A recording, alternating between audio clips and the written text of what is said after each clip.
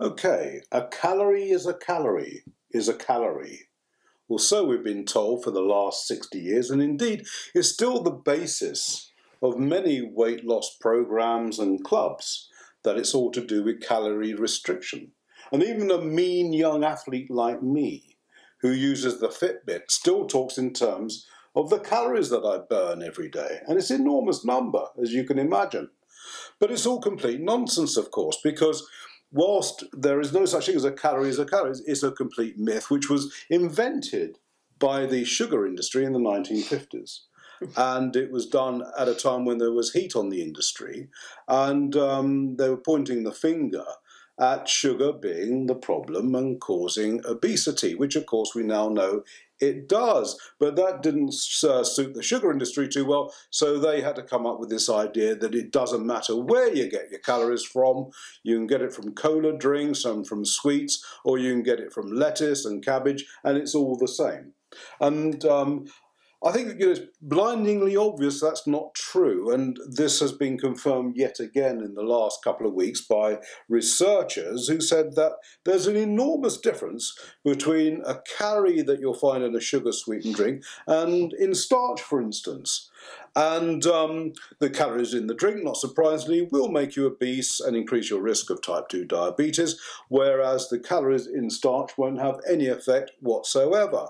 So it's a complete nonsense, and as I think everyone's sort of intuitively have known, but yet somehow people still bang on about this as if it's the only measure of weight loss.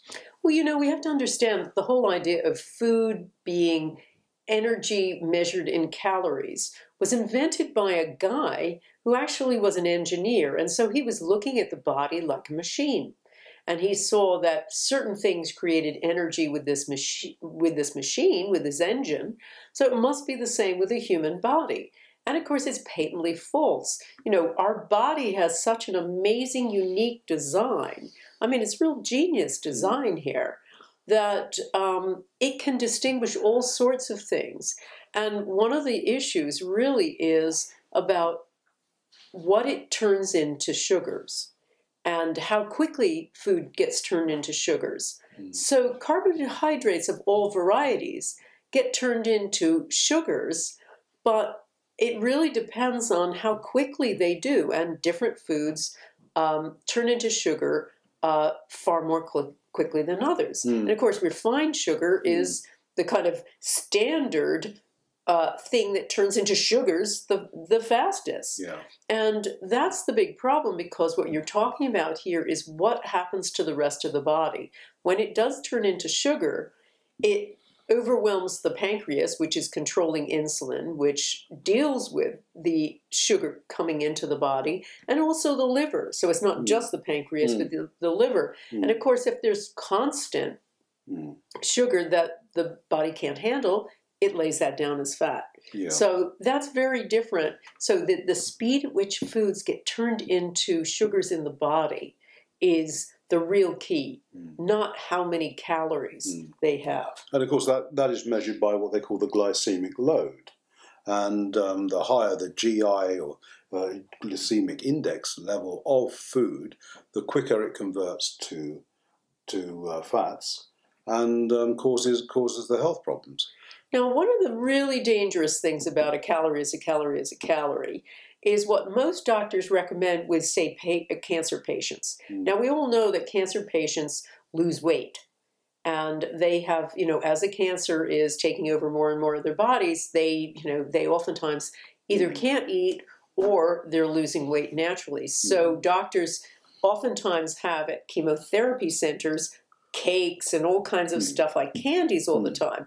Now, of course, what we know about, nutrition and the different foods that feed certain things. Sugar feeds cancer. So it's really, really important to distinguish between what foods are helpful to the body, particularly when you're ill, and what aren't. Yeah, it's quite interesting because we talk about high GI foods, but also, I'm often stopped in the streets by young ladies saying, how come you have the body of a 20-year-old athlete? And the answer is, of course, that it's because I do as I'm told. And what I do, or what I'm told to do, is to avoid all grains, because Lynn's on a paleo diet. And what we have discovered that grains too convert to sugar very quickly. And so that means rice and a lot of the breads too. So, I mean, it sounds like an impoverished life, doesn't it? But there are many, many substitutes and other things you can eat.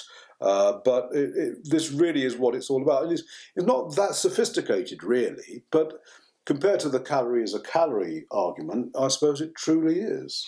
Well, with paleo and lots of other things, we're realizing that, certain diets help certain parts of the body. The paleo really helps the gut because as the theory goes, humans can't really process grains as well as other foods that have been around far longer than grains.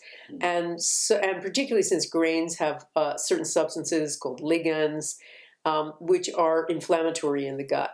So removing certain foods will have a drastic effect. And of course, one thing Brian hasn't said is that he's lost a lot of weight on this paleo diet. I did. I said I had the body of a young athlete. I made that very, very clear. So, I mean, and the scientists actually who did this research really zone in on the sugar-sweetened drinks, which again is no surprise. In the UK, there is now a special tax on these drinks, and it seems the courts of America agree because they say the warning labels on these drinks just aren't strict enough.